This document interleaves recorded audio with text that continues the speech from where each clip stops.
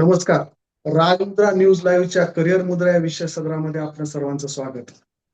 मी शालेय विद्यार्थी असताना माझे वडील मला नेहमी एक गोष्ट सांगायचे, की ज्या क्षेत्रात तुम्हाला जायचंय, त्या क्षेत्रातल्या यशस्वी व्यक्तीचा सल्ला घेतला पाहिजे. आज भारतामध्ये आय-आय-टी मध्ये इंजिनिअरिंग करण्याचं स्वप्न बघणाऱ्या लाखो विद्यार्थी जे-डबल-ई या परीक्षेला समोर जात आहेत. जे-डबल-ईच्या परीक्षेचा हा मोसम आहे. अशा काळामध्ये राजमुद्राने जे-डबल-ई क्रॅक करून आज अमेरिकेमध्ये चांगल्या पोस्टवरती आपलं करिअर करणाऱ्या नांदेडच्या भूमिपुत्राला नांदेडच्या आणि परिसरातील भारतातील विद्यार्थ्यांच्या मार्गदर्शनासाठी आज या ठिकाणी आमंत्रित केलं आहे. त्याच्या परिचयामध्ये जास्त वेळ न घालता आपण थेट पालकांच्या आणि विद्यार्थ्यांच्या मनातली प्रश्न विचारू आणि त्यातूनच त्यांचा परिचय जाणून घेऊ. आज आपल्यासोबत अमेरिकेहून जॉईन झालेले आहेत पार्थ लटुरिया, नांदेडचे भूमिपुत्र. 2017-18 या अकॅडमिक इयर मध्ये आय-आय-टी जे-डबल-ई मेन्स मध्ये ऑल इंडिया रँक 3 असलेले पार्थ आज अमेरिकेमध्ये कार्यरत आहेत. पार्थ, सर्वप्रथम तुमचं करिअर मुद्रा या राजमुद्रा न्यूज लाईव्हच्या विशेष सदरामध्ये कॅमेरामन सुमन आणि editor in chief Sangmeshwar Landge आणि संपूर्ण टीमच्या वतीनं स्वागत. वेलकम पार्थ. Thank you sir. धन्यवाद. पार्थ, सगळ्यात पहिला प्रश्न जो की माझ्याही मनामध्ये आणि शेकडो पालकांच्या मनामध्ये नेहमीच आलाय जेव्हापासून तू इंजिनिअरिंगला गेलायस. वडील एमडी मेडिसिन अश्विनी हॉस्पिटलमध्ये आयसीयूचे तज्ञ, आई एमडी पेडियाट्रिक, एक प्रथितयश बालरोग तज्ञ. मेडिकल फील्डला गेला असतास तर सगळा प्लॅटफॉर्म रेडी होता. असं असताना सुद्धा 10वीलाच इंजिनिअरिंग जाण्याचं तू ठरवलं आणि एवढा सगळा प्लॅटफॉर्म रेडी असताना इंजिनिअरिंगचं क्षेत्र निवडण्यामागची तुझी नेमकी भूमिका काय होती? लहानपणीपासून मला मॅथमॅटिक्स मध्ये इंटरेस्ट होता. भार्गव सरांकडे होतो मी क्लास 3 पासून आणि म्हणजे वेगळे वेगळे कॉम्पिटिव्ह एक्झाम्स द्यायचो. NSO, IMO, मग प्रज्ञा शोध परीक्षा, स्कॉलरशिप, होमी बाबा, NTSC. तर याच्यापासून आणि चांगले चांगले ऑलिम्पियाड्स पण. तर याच्यापासून हे जाणवलं मला की माझी म्हणजे एकतर मला मॅथमॅटिक्समध्ये रुची आहे आणि मॅथमॅटिक्समध्ये मी चांगलं पण करतो. तर त्याच्यामुळे मला वाटलं की I should do my career in mathematics, applied mathematics. आणि त्याच्यामुळं माझं जेईकडे वळण झालं. भार्गव करिअर अकॅडमीचा विद्यार्थी 3री पासून आय-आय-टी जे-डबल-ईच्या मेन्स मध्ये all India rank, actually all India rank 3 म्हणता येत नाही, कारण त्या वर्षी मला आठवतं की ऑल इंडिया रँक 1 वाल्यांना 355 मार्क होते आणि पार्थला सुद्धा 355 मार्क होते. फक्त प्रिफरेन्शियल मुळे पार्थला ऑल इंडिया रँक 3 जरी आलेला असला तरी आम्हाला नांदेडकरांच्या दृष्टीने त्याचा रँक 1च म्हणता येईल. भारतामध्ये सध्या आय-आय-टी जे-डबल-ईच्या मेन्सच्या परीक्षा सुरू आहेत. जे-डबल-ईला सामोरे जाणाऱ्या विद्यार्थ्यांना नेमकं तू या संवादातून काय सल्ला देशील? जे आता देत आहे एक्झाम्स त्यांना मेन सल्ला हे आहे की जास्त लोड नका घेऊ, कारण तुमची एक्झाम्स खूप जवळ आहे. आणि जास्त हेवी एक्सरसाइज नका करू. हेवी एक्सरसाइज म्हणजे असे टॉपिक्स जे तुम्हाला खूप म्हणजे ज्यांची तुम्हाला खूप भीती वाटते किंवा ज्याचं तुम्हाला खूप फिअर आहे. काय करू शकता आपण ह्या टाइमला की जे पण आपले शॉर्ट नोट्स आहे केमिस्ट्रीचे किंवा जे पण आपले असे क्वेश्चन्स आहेत जे आपल्याला सिली मिस्टेक किंवा चूक झालेले आहे, तर ते आपण वापस बघू शकतो आणि पास्ट पेपर सॉल्व करू शकतो. जे आता 2024, 23, 22, 21 यांचे जे जेई मेन्स किंवा ॲडव्हान्स झालेले आहेत, तर त्यांचे पास्ट पेपर्स काढून आपण ते सॉल्व करायचं just before the exam, so that we get an idea of what type of questions are being asked in the exam आणि आपण पूर्णतः प्रिपेअर्ड आहोत. म्हणजे आपल्याला माहीत आहे की ग्राउंड कसा असेल, पिच कशी असेल आणि कोणत्या टाईपचे क्वेश्चन्स म्हणजे मोस्टली विचारतात. तर we will not be scared during the exam. म्हणजे एक्झाममध्ये आपल्याला काही नवा किंवा काही सगळ्यात वेगळा असं नाही वाटेल. तर ते स्टुडंट्सला करायचं आता. जे-डबल-ई मेन्सची पहिली शिफ्ट, त्यानंतर 15 ते 20 दिवसामध्ये बोर्डाची परीक्षा येते. बोर्डाच्या परीक्षेमध्ये सुद्धा 75% स्कोर करणं अनिवार्य आहे. आणि हम्म. त्यानंतर सेकंड शिफ्ट, म्हणजे पहिली शिफ्ट मध्येच बोर्डाची परीक्षा मध्येच सेकंड शिफ्ट. तर हे अभ्यासाचं शिफ्टिंग ह्या दरम्यान हे नेमकं कसं, स्ट्रॅटेजी काय ठरवावी अभ्यासाची? तर असं असते की मेन्सचा जो सिलेबस आहे तो फारपैकी एनसीआरटीच्या बुक्स सोबत अलाइन करतो. जर तुम्ही एनसीआरटी बोर्डमध्ये आहात तर that is a good thing for you की तुम्ही मेन्स आणि एनसीआरटीचं प्रिपरेशन सोबत करू शकता from the same text books. तर इन दॅट केस तुम्ही हे करू शकता की आता मेन्स टप्पा 1ची प्रिपरेशन करा, नंतर सेम बुक्स सोबत तुम्ही बोर्डसाठी रिवाइज करा आणि that will also help you prepare again for the mains round 2. जर तुम्ही स्टेट बोर्डमध्ये आहात तर what I would suggest is की आता मेन्स चालू द्या, जेव्हापर्यंत तुमची मेन्सची पहिली एक्झाम आहे. त्याच्यानंतर एक एक महिनापूर्वी किंवा थोडा टाइम जितकं तुम्हाला लागते तितकं टाइम काढून तुम्ही अजून मेन्सची प्रिपरेशन करा. पण जेव्हा बोर्ड्स जवळ आहे, you should focus on boards. कारण बोर्ड्समध्ये जसं सरांनी सांगितलं 75% हवे असतात. तर that is also very important for you to crack JEE exam. तर बोर्ड्सला पूर्ण निग्लेक्ट नाही करून आपल्याला बोर्ड्सच्या एक एक महिना, 1.5-2 महिना पासून आपल्याला बोर्ड्सवर फोकस करावं लागते आणि करायचं. That will also help you strengthen your basic concepts. बोर्ड्सचे जे टेक्स्टबुक असतात स्टेट बोर्ड किंवा एनसीआरटी, त्याच्यामध्ये कन्सेप्ट खूप टफ नसतात. ते सिम्पल कन्सेप्ट असतात, पण ते खूप चांगलेपणे एक्सप्लेन करतात त्या बुक्समध्ये थ्रू एक्झाम्पल्स, पिक्चर्स. आणि ते क्लॅरिटी खूप जरुरी आहे in JEE mains as well as JEE advance. तर माझं तर हे ॲडवाईस असेल की जे पण तुमचे बोर्ड्सचे टेक्स्टबुक आहेत, you should go through them thoroughly at least once. You should read them thoroughly at least once. Okay. JEE मध्ये तीनही विषयाचा अभ्यास करताना त्याचा बॅलन्स आहे, समतोल, तो कसा राखावा? आणि विशेषतः जे लेंदी क्वेश्चन्स आहेत, तर त्याचं प्रिपरेशन करताना किंवा ते सोडवताना आपला अप्रोच कसा असावा? अह, जसे 3 सब्जेक्ट असतात जेई मध्ये, केमिस्ट्री, मॅथ्स आणि फिजिक्स. तर तिघांचं नेचर वेगळा वेगळा आहे. केमिस्ट्री जो आहे तो थोडा मेमोरायझेशनचा सब्जेक्ट आहे, म्हणजे त्याच्यामध्ये पण कन्सेप्ट असतात, पण खूप म्हणजे चांगला एक्सटेंड पर्यंत तुम्हाला खूप सारी गोष्टी म्हणजे आठवणी ठेवावं लागतात. You need to remember many things. मॅथ्समध्ये असं आहे की तुम्ही जितकं प्रॉब्लेम्स प्रॅक्टिस करणार, जितकी प्रॅक्टिस जास्त करणार, जितके वेगळे वेगळे प्रॉब्लेम सॉल्व्ह करणार, तितकं तुम्हाला ॲडव्हान्टेज भेटेल, तितकं तुमचं प्रिपरेशन चांगलं होईल. फिजिक्स थोडं अजून वेगळं आहे. फिजिक्समध्ये फक्त प्रॉब्लेम प्रॅक्टिसनी नाही होत. फिजिक्समध्ये पहिला तुम्हाला कन्सेप्ट क्लॅरिटी पाहिजे, कन्सेप्ट एकदम क्लिअर पाहिजे की काय होत आहे आणि कशाला होत आहे, like why of things, what of things. आणि त्याच्यानंतर तुम्हाला प्रॉब्लेम प्रॅक्टिस करावं लागते. तर माझं सजेशन हे आहे की, आणि म्हणजे हे पण असते की सगळ्यांचं एक सब्जेक्ट खूप स्ट्रॉंग असते, एक वीक असते. फॉर एक्झाम्पल माझं मॅथ्स स्ट्रॉंग सब्जेक्ट होता, केमिस्ट्री ओके होता आणि फिजिक्स थोडा वीक साईडला होता. तर असं करायचं की जे पण तुमचं स्ट्रॉंग सब्जेक्ट आहे त्याच्यावर मिनिमल टाइम देऊन होमवर्क कम्प्लीट करून बाकी सगळे रिक्वायरमेंट्स कम्प्लीट करून जे एक्स्ट्रा टाइम बसते ते तुम्ही वीक सब्जेक्टवर द्या.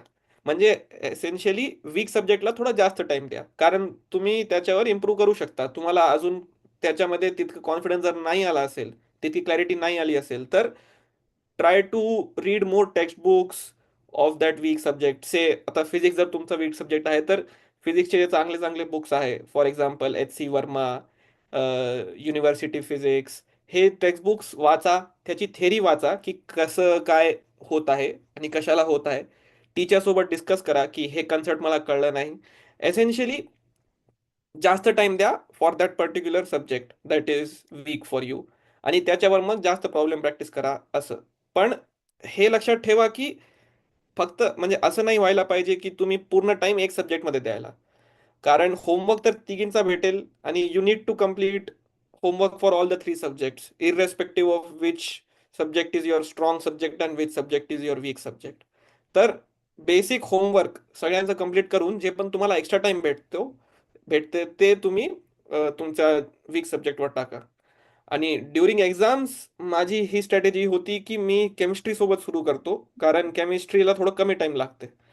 कारण खूप जास्त पार्ट मेमोरायझेशनचा असते, तुम्हाला क्वेश्चन सॉल्व नाही करावं लागतात. तर केमिस्ट्रीमध्ये तुम्ही लवकर फिनिश करू शकता.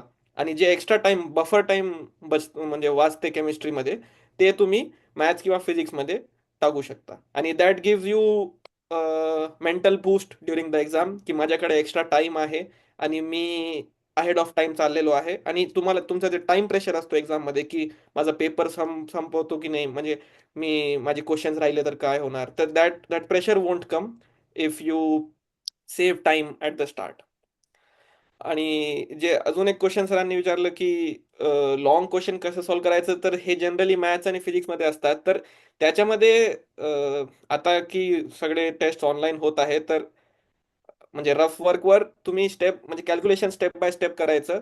आणि जेव्हापर्यंत तुम्हाला येत आहे तेव्हापर्यंत करून मग तुम्ही तिथे मार्क करून पुढच्या क्वेश्चनला जाऊ शकता. पण हे जरुरी आहे की तुम्ही सगळे स्टेप्स एक्सप्लिसिटली लिहित आहात आणि क्लॅरिटी म्हणजे क्लिअरली लिहित आहात. कारण जर तुम्हाला एक क्वेश्चन अर्थ झालं पहिल्या अटेम्प्टमध्ये आणि जेव्हा तुम्ही त्याला रिव्हिजिट केलं आणि जेव्हा म्हणजे जर तुम्ही क्लिअरली नाही लिहिलात, तर चान्सेस आहे की तुम्हाला काहीच कळणार नाही आणि तुम्हाला ते क्वेश्चन वापस स्टार्ट करावं लागेल from scratch, from the beginning.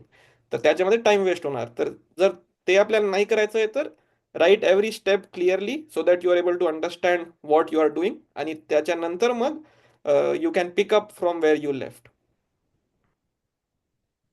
Parth, यावर्षी जे विद्यार्थी 11वीला आहेत ते पण हा इंटरव्ह्यू बघतायत. म्हणजे जवळपास एक वर्ष, पूर्ण एक वर्षाचा कालावधी त्यांच्या हातामध्ये आहे.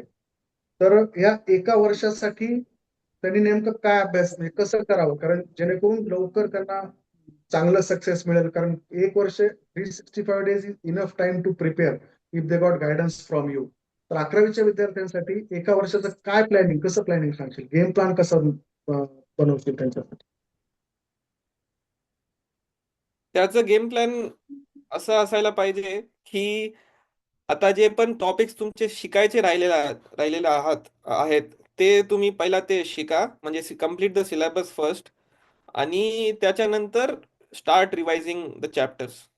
तर असं जनरली होतंय की आता जेव्हा तुमची मे मध्ये जेई ॲडव्हान्स असते आणि जानेवारी आणि एप्रिलमध्ये जेई मेन्स असते, तर जनरली सिलेबस जो असतो तो तुमचा ऑक्टोबर नोव्हेंबर किंवा डिसेंबर पर्यंत होऊन जातो. तर जे पण तुमचं आता चॅप्टर्स राहिलेले आहेत 12चे, ते पहिला कंप्लीट करा. आणि एक जे जे म्हणजे आहे, जे एक गोष्ट जे मी सगळ्यांना सांगतो आहे, ते आहे की complete your homeworks regularly and daily. असं नाही व्हायला पाहिजे की तुमचं एक आठवड्याचं होमवर्क राहिलेलं आहे आणि तुम्ही एक दिवस बसून पूर्ण कंप्लीट करत आहात. That will create a lot of pressure and load on you. आणि ते म्हणजे ते खूप अवघड असते हँडल करायसाठी. तर try to complete your homeworks daily, whatever you are given. आणि मग त्याच्यानंतर जेव्हा तुमचा सिलेबस कंप्लीट होणार, start revising from your weak chapters, from your weak subject. एक चार्ट बनवा की फिजिक्समध्ये हे टॉपिक मला आतापर्यंत कळलं नाही, मॅथ्समध्ये हे टॉपिक्स मला अवघड चाललेले आहेत, आणि केमिस्ट्रीमध्ये हे टॉपिक्स. आणि जे जे टॉपिक्स तुम्हाला थोडं डिफिकल्ट वाटत आहे, त्याच्यासाठी टीचर्सला बोला की हे टॉपिकसाठी कसं प्रिपेअर करायचं. कारण प्रत्येक टॉपिक वेगळा असतो. प्रत्येक टॉपिकचं थोडंफार स्ट्रॅटेजी वेगळी असते. कुठून वाचायचं, काय रेफरन्सेस यूज करायचं, मग कोणते क्वेश्चन्स प्रॅक्टिस करायचं, ते टीचर्सला खूप चांगलेपणे माहीत असतो. तर they can help you prepare for those weak topics of yours very easily and comfortably. तर एकदा सिलेबस कंप्लीट करा, मग रिव्हिजन स्टार्ट करा. आणि जेव्हा पण तुमची टेस्ट असते किंवा जेव्हा पण तुम्हाला वेळ भेटते, try to solve those questions which you did not do correctly in your first time. म्हणजे जे पहिल्या टाइममध्ये आपली चूक झाली, ते क्वेश्चन स्टार मार्क करा किंवा सर्कल करा. आणि जेव्हा तुम्ही रिव्हिजन करत आहात, पहिल्या म्हणजे त्या क्वेश्चन्सला ट्राय ट्राय करा, जे तुमचे पहिल्या अटेम्प्टमध्ये बरोबर नाही झाले होते. आणि as exams come near, try to solve more past papers, try to solve as many questions as possible, so that तुम्हाला एक एक्सपोजर भेटतो की कोणते कोणते टाईपचे क्वेश्चन्स एक्झाममध्ये म्हणजे विचारू शकता आणि काय काय प्रकारचे क्वेश्चन्स येऊ शकतात. तर ही तुमची स्ट्रॅटेजी राहायला पाहिजे in the last year. Parth, हां सर. क्लासेस कोचिंगच्या व्यतिरिक्त नियमितपणे घरी सेल्फ स्टडी ज्याला आपण म्हणतो, स्वयं अध्ययन, तर हम्म, हा हम्म. नियमितपणे किती वेळ देणं अपेक्षित आहे विद्यार्थ्यांनी? तर आता म्हणजे ते त्याच्यावर डिपेंड करते की याच्यावर डिपेंड करतो की तुमचे क्लासेस किती लांब आहेत. माझे क्लासेस अराउंड 6 तास होते इन क्लास 12th. त्याच्या व्यतिरिक्त मी जवळपास एक 4 ते 5 किंवा 6, म्हणजे 5 ऑलमोस्ट 5 तास सेल्फ स्टडीला द्यायचो. तर टार्गेट हे असायला पाहिजे की जेव्हा पण तुमचे क्लासेस आहेत, क्लासेसमध्ये पूर्ण फोकस ठेवा, टीचर जे शिकवत आहेत ते शिका. आणि त्याच्यानंतर जेव्हा तुम्हाला होमवर्क भेटतो किंवा जेव्हा तुम्हाला काहीतरी असाइनमेंट भेटतात, ते पहिला कंप्लीट करा. आणि त्याच्यानंतर जे पण तुमचे, म्हणजे जे तुम्हाला जर अजून टाइम आहेत किंवा तुम्हाला अजून जर शिकायचं असेल तर focus again on your weak topics and your wrong questions. तर आय थिंक, म्हणजे आता हे सगळ्यांचं वेगळं वेगळं असते की किती टाइम अभ्यास करायचं ओव्हरऑल इन अ डे. पण 11वी मध्ये थोडं कमी असते, 12th मध्ये थोडं लोड वाढते.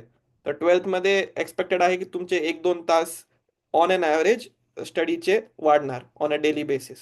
पण किती वेळेस, म्हणजे किती आवर्स द्यायचे per day, that is completely up to you. जर तुम्हाला कन्सेप्ट एकदम लवकर चमकतात, if you are able to grasp them very fast, then it's possible की तुम्हाला कमी टाइम लागेल to complete all the homework, to complete all the revision, to complete the syllabus. आणि इट्स क्वाईट पॉसिबल की तुम्हाला थोडा टाइम जास्त लागत असेल इन से फिजिक्स, तर तुम्हाला थोडं जास्त बसावं लागेल. पण the target should be to complete your daily homework assignments on that day itself and not let it go over to the next day. एक गोष्ट नेहमी ऐकायला मिळते हम्म, की JEE ची परीक्षा इतर परीक्षांपेक्षा वेगळी आहे. हम्म. JEE ची परीक्षा दिलेला एक अनुभवी व्यक्ती म्हणून नेमकं काय वेगळेपण आहे रे पार्थ या JEE मध्ये इतर परीक्षांच्या बाबतीत? सर, JEE ही परीक्षा याच्यामुळे वेगळी आहे की एकतर त्याच्यामध्ये फक्त सिंगल करेक्ट नसतात. जे पण आपले बाकीचे कॉम्पिटेटिव्ह एक्झाम्स आहेत, NTSC म्हणा, स्कॉलरशिप म्हणा, किंवा नीट म्हणा, याच्यामध्ये किंवा जेई मेन्स पण म्हणा, जेई मेन्स पर्यंत तुम्हाला काय भेटते की एक क्वेश्चन आहे, त्याचे 4 ऑप्शन्स आहेत, A B C D, आणि फक्त एकच करेक्ट राहणार. जेई ऍडव्हान्स मध्ये असं नसते. जेई ऍडव्हान्स मध्ये असं असते की हे तर राहणारच, पण याच्यासोबत असे पण क्वेश्चन राहणार ज्याच्यामध्ये तुम्हाला A B आणि C तिघी ऑप्शन्स करेक्ट आहेत. आणि एक्झाम्समध्ये पॅटर्न हे असतो जेई ॲडव्हान्समध्ये की सिंगल करेक्ट, मल्टिपल करेक्ट, त्याच्यासोबत इंटिजर टाईप, डेसिमल टाईप, म्हणजे तुम्हाला नंबर्स लिहावं लागतात आन्सर्समध्ये. तर एसेन्शियली वेगळ्या वेगळ्या प्रकारचे क्वेश्चन असतात आणि फक्त तुम्हाला एक स्ट्रॅटेजी किंवा एक माइंडसेट घेऊन जात नाहीयेत एक्झाममध्ये की जर ऑप्शन ए बरोबर आहे तर B C D चूक असेल. This is not what is there in JEE Advanced. ॲडव्हान्समध्ये हे असते की तुम्हाला पूर्णतः ते कन्सेप्ट आणि ते क्वेश्चन सॉल्व्ह करायला लागतो. आणि फक्त तुम्ही स्ट्रॅटेजी ऑफ एलिमिनेशन जे म्हणतात त्याच्यावरून पूर्ण पेपर सॉल्व्ह नाही करू शकत.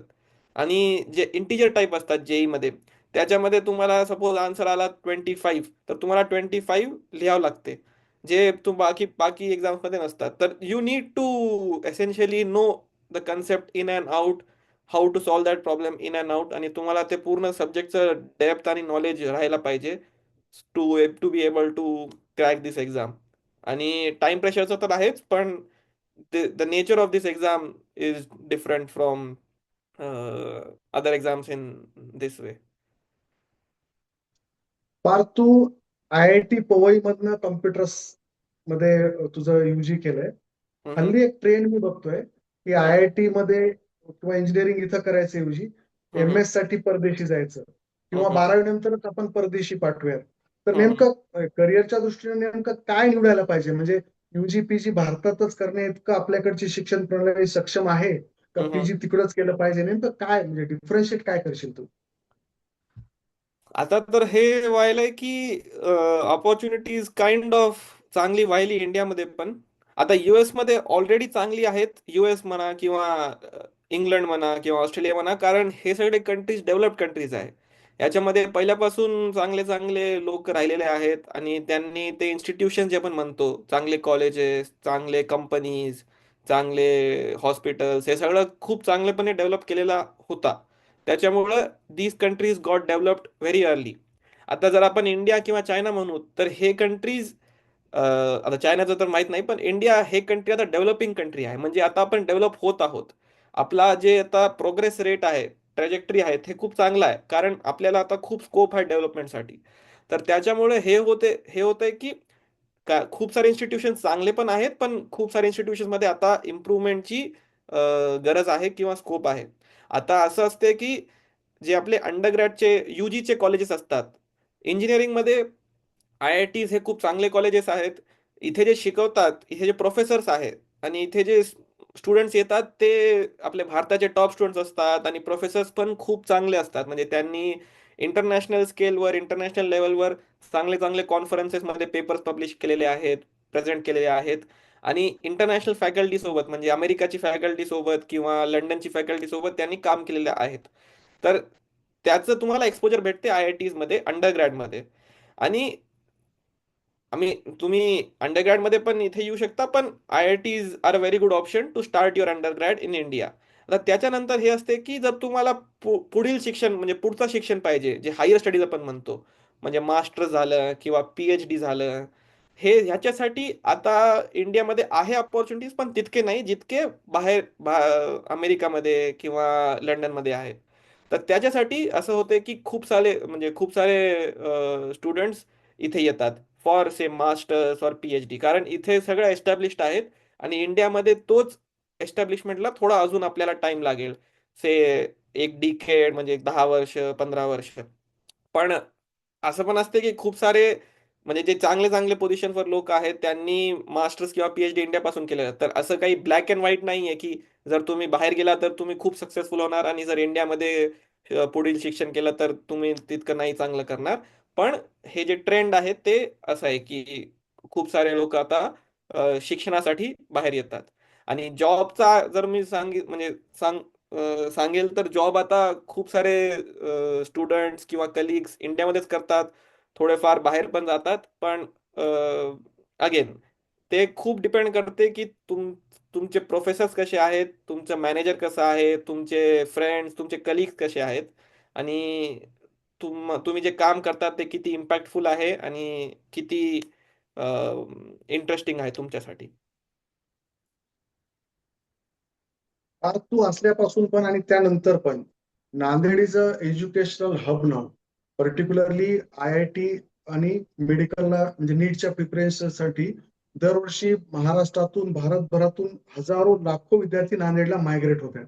Yes sir. आणि एक नवीनच ट्रेंड मी या 5-7 वर्षात बघतोय की 7वी नंतर शाळेत जायचंच नाही, फक्त क्लासेस. तर हे जे आहे म्हणजे एका दृष्टीने आपण मुलाचं बालपण हिरावून घेतोय काय असं मला कधी कधी वाटतं. तर हे जे आहे शाळा बाह्य शिक्षण प्रणाली, तर ह्याचे काही फायदे पण आहेत, काही तोटे पण आहेत. ऑफकोर्स ह्याचे रिझल्ट कसे येतात तर संशोधनाचा विषय असेल. तर ही जी शाळा बाह्य शिक्षण प्रणाली सगळं काही क्लासेसच्या भरोश्यावरती हे जे चाललंय, तर ह्याचे इप्स अँड बट्स किंवा फायदे किंवा तोटे याच्यावरती तू एक IITian म्हणून तुला काय वाटतं? एक चांगलं तुम्ही हे खूप चांगला प्रश्न विचारलाय. This is something that I noticed quite starkly when जेव्हा मी अमेरिकेला आलो. आपल्या इकडे काय झालेलं आहे की जेई आणि नीट याच्यावर इतकं फोकस केलेला जातो 11th आणि 12th मध्ये, की जे बालपण जे तुम्ही म्हणतात किंवा जे बाकीचे इतर ऍक्टिव्हिटीज असतात, हॉबीज, एक्स्ट्रा करिक्युलर ऍक्टिव्हिटीज, त्याच्यावर झिरो फोकस झालेला आहे. आणि होत काय की तुम्ही त्याच्यामुळं जेई किंवा नीटमध्ये चांगलं परफॉर्म करतात, तुमची चांगली रँक येते, पण त्याच्यानंतर काय? ते तुमची एकदा रँक आली 12th मध्ये, त्याच्यानंतर तुम्ही कॉलेजमध्ये जाणार. कॉलेजमध्ये तुम्हाला फक्त अभ्यासाने नाही होणार. तुम्हाला चांगलं लिडरशिप स्किल्स पाहिजे, तुम्हाला चांगलं स्पीकिंग स्किल्स पाहिजे, चांगलं पब्लिक इंटरॅक्शन पाहिजे, आणि तुम्हाला एक स्पोर्ट्स, से बॅडमिंटन, फुटबॉल किंवा क्रिकेट, काहीतरी एक चांगलं स्पोर्ट यायला पाहिजे, एक चांगलं इन्स्ट्रुमेंट यायला पाहिजे, तुमची काहीतरी कला जे आपण म्हणतो, तुमचे काहीतरी इंटरेस्ट राहायला पाहिजे. नाहीतर फक्त अभ्यास करून तुम्ही पुढे जाणं थोडं अवघड होते. आणि अमेरिकामध्ये पण हेच झाले, म्हणजे हेच होतो की जेव्हा तुम्ही इथे अप्लाय करतात, एक प्रश्न ते नेहमीच विचारतात हे की what are your interest, what are your hobbies. कारण त्यांना हे पाहिजे की जे स्टुडंट आमच्याकडे येत आहे, they it should be an all round, he or she should be an allrounder student. ते फक्त अभ्यासी किडा नाही पाहिजे त्यांना.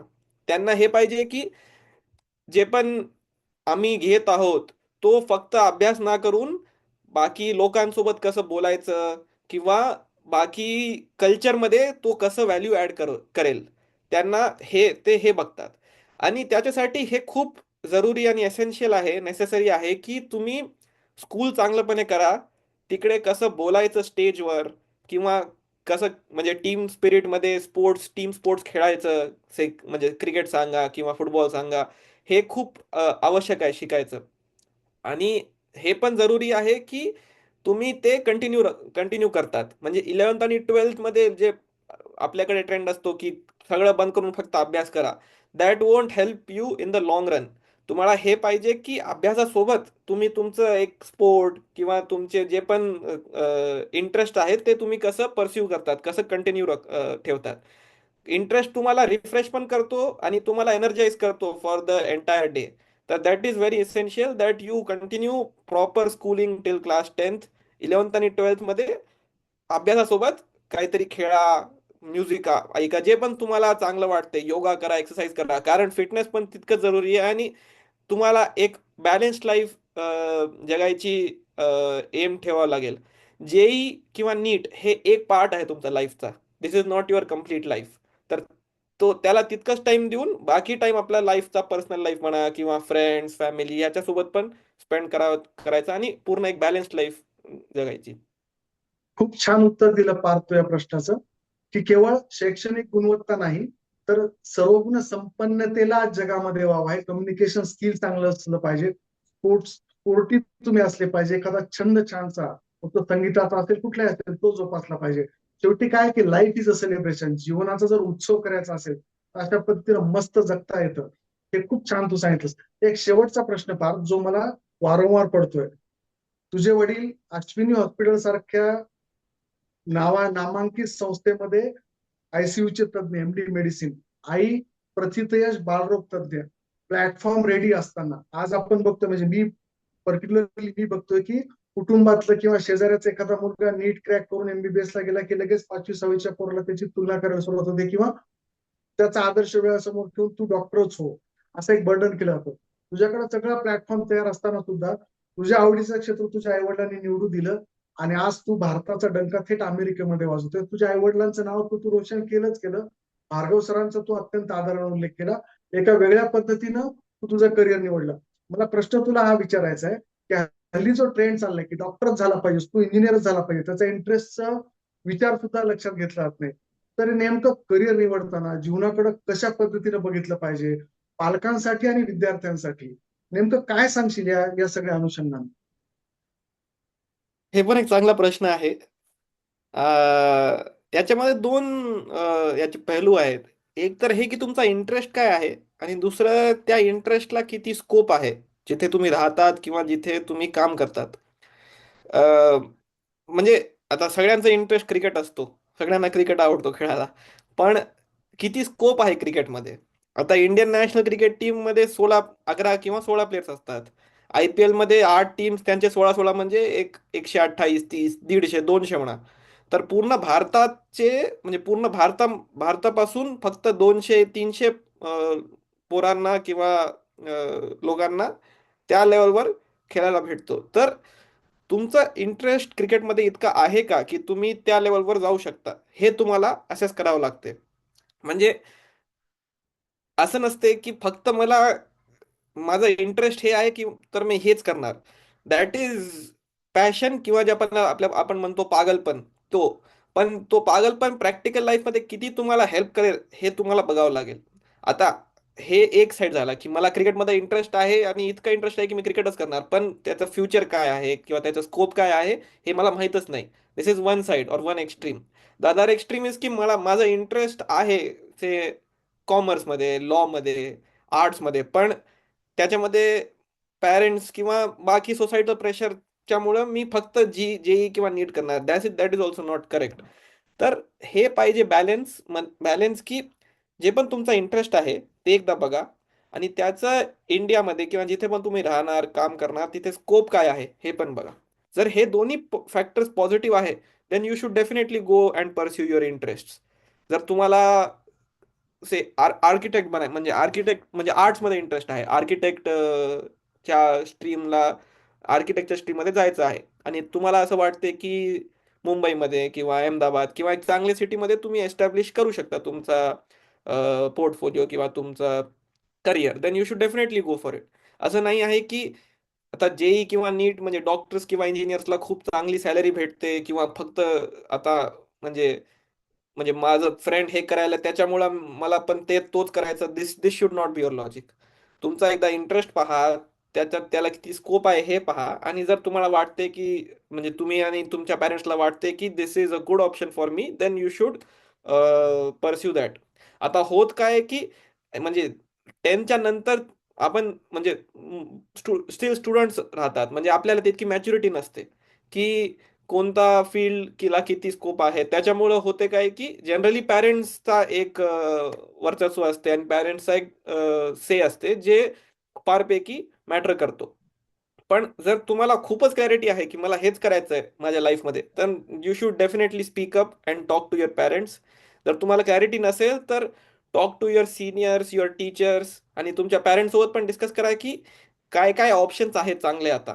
कारण आता असं झालेलं आहे की आपल्या नांदेडमध्ये पण आणि किंवा एक जनरल इंडियामध्ये हे ट्रेंड झालेलं आहे की फक्त जेई किंवा नीट आणि की फक्त इंजिनियर किंवा डॉक्टर हेच एक दोन स्ट्रीम्स खूप चांगले आहेत, आणि no doubt they are very good.